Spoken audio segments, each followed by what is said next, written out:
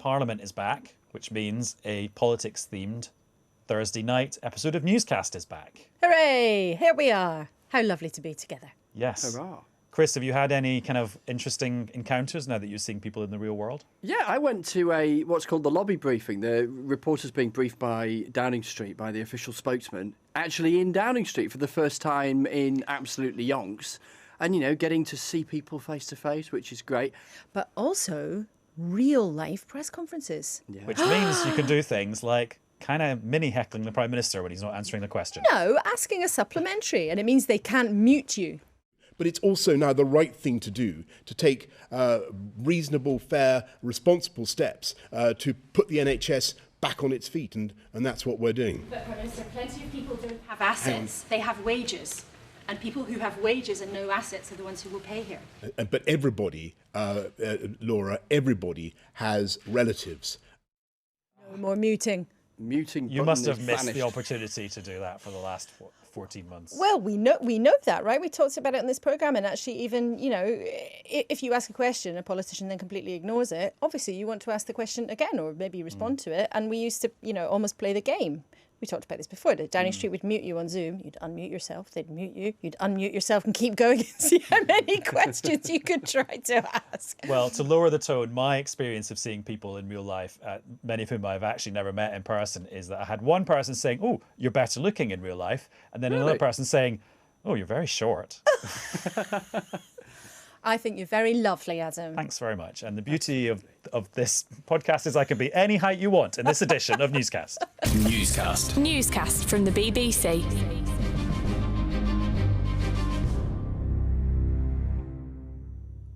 Hello, it's Adam in the studio. And Laura in the same studio. We are still 2 metres apart. And Chris, where are you? I'm still in the booth of news. And Adam, would you find the key so I can get out of here? You've been there all summer. But yeah, exactly. All summer I mean, long. Yeah, I passed some snacks under the door. And for our return, actually, you know what? Some people haven't all returned back to their offices and workplaces because we've roped in former Conservative MP Nick Bowles, who's joining us from Ibiza. Hello, That's Nick. London. That definitely looks like Ibiza. I'm just social distancing. That's all I'm doing. I love your cactus. Yeah, I know. It's rather fine, isn't it? I know they grow very well in Camberwell. Is there any chance of us seeing like a minor celebrity wandering past with a cocktail? Quite possibly. Quite possibly also some naked people on the balconies behind me. So we better get on and get this recorded. I was going to say thank you very much because you just got a whole load of viewers to stay with us who might not otherwise have been planning on it. Thank you for being with us. Now, there are two very good reasons for having Nick with us this week. One, because very well-informed former Conservative, and the Tories have been doing some interesting things in the last week, but also back and a couple of years ago was somebody who did a lot of very deep thinking about social care. And came up with the idea of having a dedicated social care levy to raise revenue so you could then revolutionise how people experienced the care system, which is basically what the government announced this week, a health and social care levy that will sit on top of national insurance, and that will help to pay for, well, just more money into the system anyway. And there'll now be a cap on an individual's lifetime care costs in England and changes to the means test. And so, Nick, you must be really pleased because your idea, which you proposed, 3 or 4 years ago, is now going to happen. Well, probably, maybe. Somewhat astonished, I have to say. I got a text. I have to confess, I was on a beach. And I got a text message from one of Sajid Javid's former special advisors saying, I'm sure that the first time I heard about a dedicated health and social care levy was from you. Am I imagining it? And I had no idea what on earth she was on about. And then she just told me that the government had just announced it as policy. So I've not been involved, put it this way, in the recent gestation.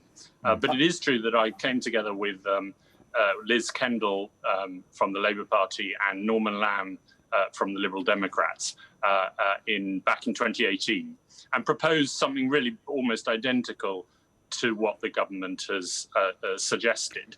So we all sort of slightly signed up to it with heavy heart, but with an absolute certainty that it was the only way we were ever going to get this problem resolved. And talking of a heavy heart, I mean, Boris Johnson's actually broken a manifesto commitment. Now, the manifesto promises used to be very solemn vows around these parts.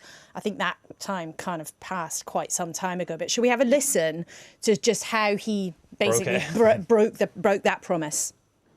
No Conservative government, Mr. Speaker, ever wants to raise taxes, and I will be honest with the House. I accept that this breaks a manifesto commitment, which is not something I do lightly, but a global pandemic was in no one's manifesto, Mr. Speaker.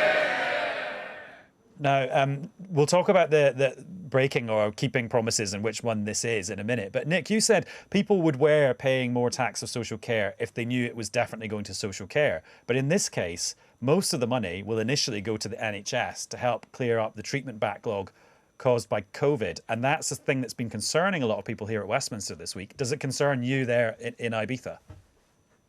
No, not so much, because actually I think, funnily enough, that actually makes it more sellable. So when I say that people will accept paying a higher tax for social care, I meant for the NHS and social care. We all know that the NHS has a status as a public service in people's minds that is different than anything else.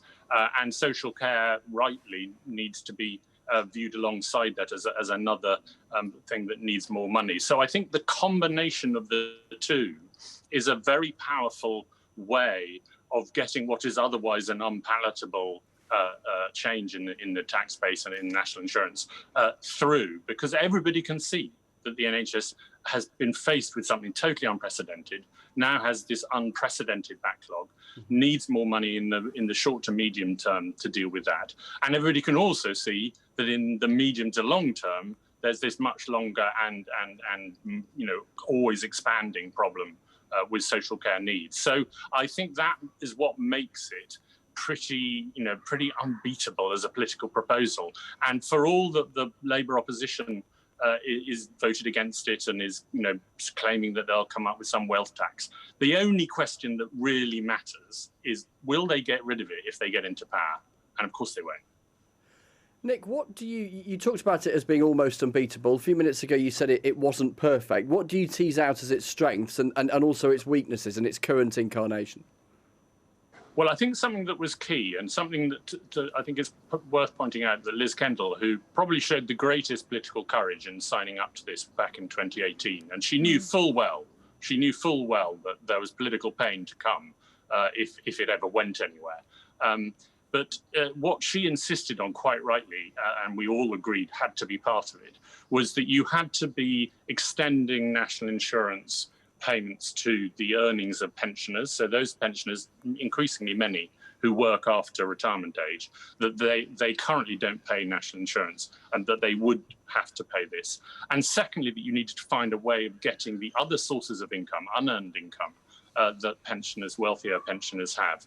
And that, again, is secured through the levy being charged on dividend income as well. Now, it's interesting. Now, that, I think, just about sweetens the pill enough. It doesn't, but nobody's pretending that it's a perfectly progressive picture. And one would want to be taking more from those people who've benefited from housing price gains and everything else. But such as you had those two elements in there, that made it progressive enough to be worth doing. How could you maybe recoup a little bit of extra money, maybe from the value of people's homes? Well, I think what one sort of learns after a long time trying and failing often in politics with policy ideas is that the thin end of the wedge is the most powerful force in human life. And this is a thin end of the wedge. And any future government will now be able to build on this. Some of them will add a higher rate for people of higher earners.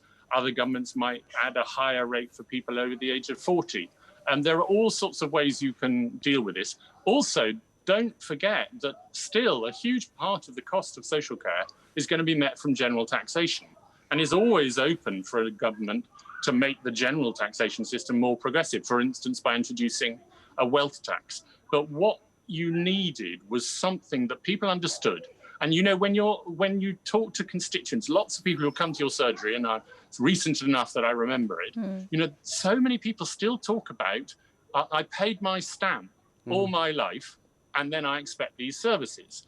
And this idea of the stamp as something different than normal taxation is still a very powerful one. And I think this new levy that will appear on people's payslips will re-establish that idea that there are some things that you're paying for directly through your wage packet. And I think that has a lot of basic support in people's minds, that they work in order to secure some security from the state. The flip side of that, though, Nick, for lots of people in your party, is that it entrenches the sort of special status of the NHS and somehow puts it kind of beyond reproach. You can't say anything mean about it. You can't have a proper debate about it. And it's just going to keep gobbling and gobbling and gobbling up. I think it's now more than 40% of national income. And for, you know, people in your party who traditionally like to think of themselves as low tax conservatives, that's something that's really quite uncomfortable. What do you make of that? It's 40% of government spending. 40% of national income would be like, that would be really bonkers. Okay, yeah, but so what do you make of that? And also, I'm intrigued. You knew Boris Johnson well. You then rather changed your opinion of Boris Johnson, and you know you are no fan. I think it's fair to say that. Why do you think he has done this? Because he's a shameless opportunist. I think it is the most wonderful, it's the most classic bit of Boris opportunism. And I have to say, I take my hat off to him. I mean, you know, we are very different people. We have very different views, and he's vastly more successful than I have been. But I have to take my hat off to him on this one. It's very Disraelian. He saw an opportunity and he's just grabbed it. And I promise you, he'd never thought about a hypothecated tax in his life before. He probably thought that it was, you know, some battle in Greece. But now he's done it, and it will be a very significant move. And, you know, the point about the Tory party being uncomfortable, well, frankly, that's music to my ears. I spent most of my time in the Tory party trying to make Tories uncomfortable, and quite a lot of my time since leaving it trying to make them even more uncomfortable. I think what Boris has seen is that it's a sort of, it's unopposable for his party. You could see they all looked like they had swallowed a wasp when they were, you know, trooping through the lobbies. But they knew that there was no way they could come out against it because, you know, the NHS and COVID and, you know, the catch-up and the fact that so many of their constituents are facing these terrible social care bills just made it unopposable. And Boris, frankly, as I say, he's an opportunist. He wants to win and he wants to be on top. And he wants to be popular, and he sees this as a great way of doing all of those things. Nick, I wonder how you reflect more broadly on the Conservative Party in the round where it is now, its outlook, its priorities. A party that you remember of and fell out of love with, led by a man who you were close to, and then also kind of fell out of love with. Yeah. Well, I think about it. I try not to think about it too much, I have to say, because it would drive me mad. But it's a confusing picture because on economic policy and on public provision, the party under Boris Johnson has moved quite drastically in the direction I would have wanted to take it. And my, you know, complaint, or certainly my reservations about, you know, some of the austerity measures that we took when I was in government in the coalition. Also, some of the positions taken by Theresa May and the instincts, as you put it, of the entire party, which are to resist commitments by the state to extend the support into people's lives. So all of that I really love. And I always knew Boris was going to do that because he's always loved that stuff too.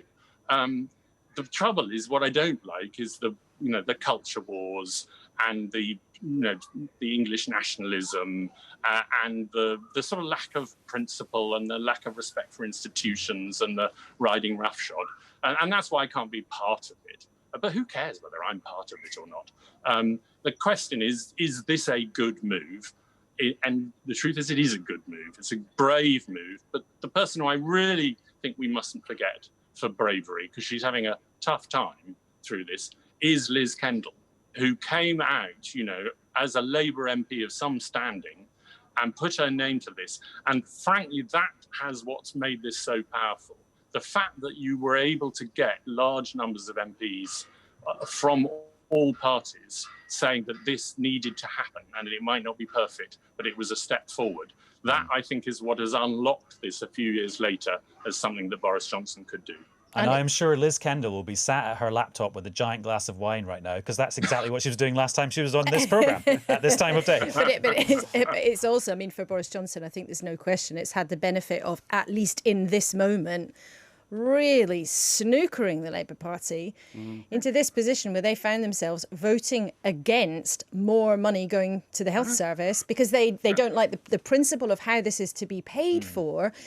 But, you know, Nick, it's quite a nifty bit of politicking. He will never let them hear the end of that. Oh, there's somebody naked behind you. No, I care about that too, but perhaps later. I thought I just wondered if you might look over your shoulder. I couldn't resist trying it. Sorry. I can't also resist. I heard a little jangle of ice cubes, Nick, when we were talking to you. What are you having a Campari? No, Adam said you were. I really can't stand Campari, Laura. So though you challenged me, so I had made myself a peach gin and tonic, which I thought was sufficiently Mediterranean. That's sufficiently sophisticated for Newscast. We love that. Enjoy the sun. Thank you so much for interrupting your holiday to come and give us the benefit of your many pearls of wisdom. Take care, Nick. Thank you very much. Bye. Really interesting, isn't it, when you see somebody who's been out of frontline politics for a little while, but can become a bit of a strategist, but with having had real skin in the game and just how policy develops and hearing all that tactical stuff and big picture stuff. I mean, I remember we covered that story in 2018, Nick and Norman Lamb and Liz Kendall. Yeah. We did an interview with all three of them for the Today programme. It was one of the only times I've done an interview with three people at the same time.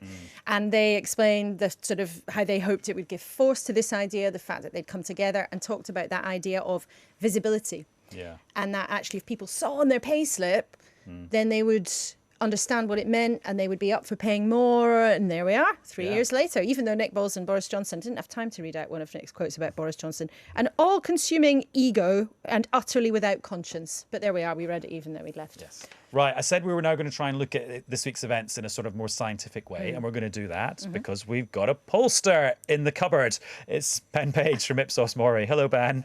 Hello, good evening, everybody. Hi, Ben. So, have you been looking at the social care stuff this week in terms of how it's gone down with the public? Yeah, I mean, what you can see is that before this was announced, as we've just heard, the number one thing when you ask the British public what should have more money spent on it was the NHS. Social care was there too. And 2 out of 3 people saying that they supported would pay more tax and national insurance to pay for it. Since it's come out, there's been slightly mixed reactions, and some of that is because the Labour Party voted against it. And if you're a die-hard Labour voter, and remember, whoever leads the Labour Party is guaranteed to get 3 out of 10 voters voting for it.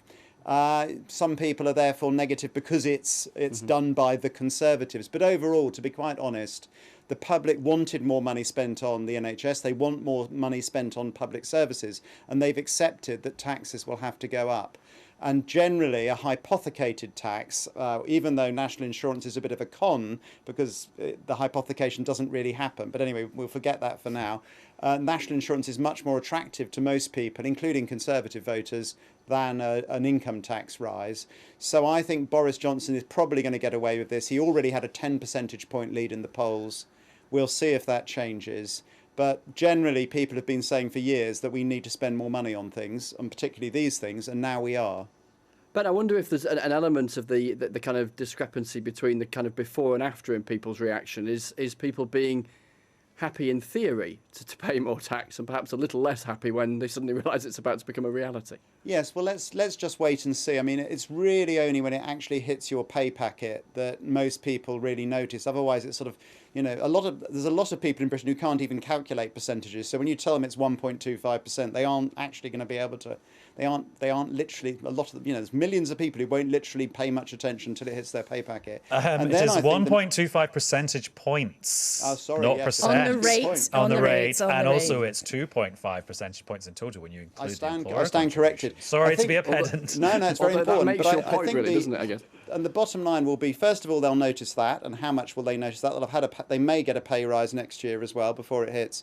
And then the second thing, of course, will be then this raised expectation around waiting times. And one of the challenges maybe is that Granny, meanwhile, needs care, and turns out she still needs to sell her house. But, you know, only a small minority of people actually end up using social care in extremis. So let's wait and see. I mean, it's ironic, but there's a sort of repeat of Blairism here. You know, Boris Johnson is now squatting so far in the middle of the road of politics that you can't go round him on the left, you can't go round him on the right. But at the same time, he might have to start getting interested in the detail of delivery, which he hasn't hitherto. Well, that's one of the fascinating things, because the ultimate test of this policy and the ultimate test of whether the public go for it is at the next election, are people feeling that they're fed up because they've still got to wait a terribly long time for health treatment?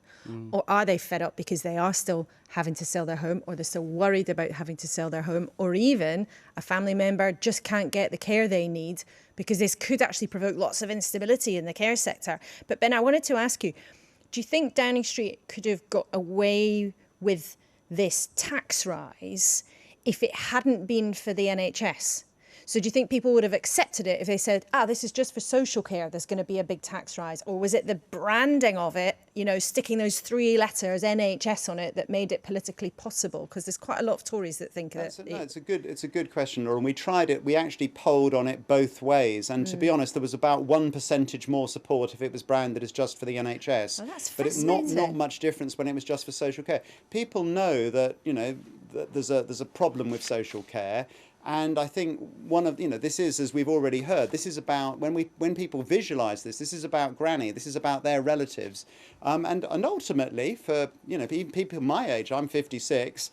We might actually think about how this will affect some of us as well. There's a large lump of people moving through the population, the baby boomers, born between 45 and 65, and they're not all using it yet, but many of them are contemplating possibly using it, and they'll have their parents have just gone through it in many cases. So, no, it doesn't seem to matter which way it's done. And, the hypothecation aspect is the thing that is the slam dunk. And I think Labour did make a mistake in opposing it, despite the fact that, of course, it does fall more. In some ways, you've got younger working people paying, and you've got, an elderly person with lots of housing. They rent out, of course, not contributing. But overall, broadly, it is broadly progressive. The more you earn, you will pay more. And here is, Ben, Keir Starmer making what you just called a mistake in the Commons at PMQs on Wednesday. Working people will pay higher tax. Yep. Those in need will still lose their homes to pay for care. And he can't even say if the NHS backlog will be cleared. Well, he gesticulates, but they're all breaking their manifesto promises and putting up taxes on their working constituents for this. You were suggesting a few minutes ago that Boris Johnson had kind of plunked himself in the middle of the political road, leaving not much space for Keir Starmer. Is there any evidence in the polling specifically relating to this week's news around people's reaction to where Labour are? It's not. There's been no signs so far that I've seen that Labour have suddenly had a fillip from this. And the challenge for Keir Starmer is that his own personal political gravity seems to keep tugging at him. His latest ratings in the poll that we've just put out today are the lowest they've been yet, even amongst Labour supporters. And so he's he's been dealt a very tough set of cards, particularly with the pandemic, etc. But the political gravity is there, and only in recent decades, only one person has ever come back and become Prime Minister from where Keir Starmer is now, and that's David Cameron. But he had a helpful change of leader on the opposite benches. How do his figures compare with, say, Jeremy Corbyn's? He's, in terms of the Labour Party being ready for government, no better than under Jeremy Corbyn. Yes, he isn't quite as unpopular as Jeremy Corbyn, but Jeremy Corbyn was the most unpopular leader of the opposition Ipsos Mori had ever measured, including Michael Foot. So that takes some beating. Ben, what do you think is really going on? I mean, poll to poll to poll, polls suggest things. It's the trend we're all looking at, but you've got a long experience of looking at these things. The politicians are just back after the summer break. There's been an absolutely bizarre, extraordinary, stressful 18 months or so with the pandemic after the sort of political trauma for people on both sides of Brexit. How would you analyse the landscape? Okay, I mean, I think if you're looking at the sort of macro picture, Given that the government has a large majority, Scotland remains the terra incognita for a lot of English political parties, and certainly for Labour. And the fact that Scotland is gone, and therefore that if Labour, and I see no sign of Labour taking back Scotland anytime soon, the place where, of course, as we all remember from our childhoods, where Labour used to just weigh the votes rather than bother counting them. Because of that, Labour have to break through in England, and there are some signs that in bits of southern England Labour might have a chance. But overall, with the sort of majority that the Prime Minister has, and the size of the swing that Labour need, and the relative unpopularity of their leader and perceived competence on things like the economy. We haven't talked about Rishi Sunak so far, the most popular person in British politics, still has more people who say they like him than dislike him. And in politics, anybody who has more people who say they like them than dislike them is absolutely amazing. Admittedly, it's starting to wear off with furlough. But it all looks, at the moment, the next election is for the Conservatives to lose. Well, lots and lots and lots for us to talk about in the next few weeks, and it's going to be a very busy autumn. Tough budget coming. Spending review. Yeah, and another thing about all of this is that all the spending on health gives the impression somehow that Rishi Sunak's checkbook is enormous, but that largesse kind of begins and ends at the Department of Health door. Yeah, there ain't a lot of money for prisons. There ain't a lot of money floating around. Absolutely, the history. The other departments suffering. I mean, things like local government, and you can cut things. And you cut them, and then at some point it flips and people notice. And then you have a problem. Ben, thank you so much. That was an amazing tour of everything that's happening. Yeah, thank you very much. Nice. Cheers, shame I can't see you guys, but anyway, I'll next time. You'll never know how tall I am. Cheers, Ben. Right, one thing that didn't happen that everyone was kind of preparing for was a reshuffle of the cabinet. Yes, it might still happen next week. Allegedly. So someone was, all week I've been thinking, cynical as I am, was this just being dangled in front of ministers to keep them in line for something like, breaking a manifesto promise? And might they possibly feel like a bit more being in line if they thought they might lose their job? Call me a cynic. But somebody this morning told me, no, the reshuffle is all prepared and has actually all been prepared and is sitting there ready to go for quite some time. And it may happen next week. But who knows? Did you see there was Simon Hart, Cabinet Minister, sharing Yes Minister clips on Twitter today? Secretary of State for Wales. Yeah, exactly. A scene about, a nervous minister waiting by the phone. And then there was one of his colleagues on the Tory backbenches replying, saying, I'm going to ring you up from a phone where the number doesn't come up, just to give you the heebie-jeebies. And because the public were deprived of the spectacle of the reshuffle people were kind of hoping for, we're actually going to carry out a newscast reshuffle right now on this episode. If you're listening in the podcast, you probably don't realise me and Laura sit in one studio and have done for over a year now, while Chris is in the socially distanced booth of news. But tonight, we're going to stage a reshuffle. I'm coming. Do I have to do commentary? Okay, so this is for the podcast only. Adam has put on his face mask. He's picked up his phone, one of his phones. He's leaving the studio. I can see Chris on the camera. He's put his mask on, navy with white stars, I believe. Political correspondent, presenter of Any Questions, is now on the loose in the BBC Westminster newsroom looking for this studio. Adam Fleming, presenter of Newscast and chief political correspondent for BBC News, is somewhere, I don't know where, in the BBC Westminster News building. And he's just sat down and taken his mask off, and here is Chris. Thank God I was nearly out of words for the first time in my life. There we go. Hello. Nice I think that must be me getting a promotion in this reshuffle. Right. Adam, I've just thrown the key in the Thames. Well, after that brilliantly smooth, eloquent and sophisticated ending to our television programme and podcast, I think that's certainly enough from me. Don't know about you two. Yeah, I think we'll call it a day. Bye. Bye. Newscast. Newscast from the BBC.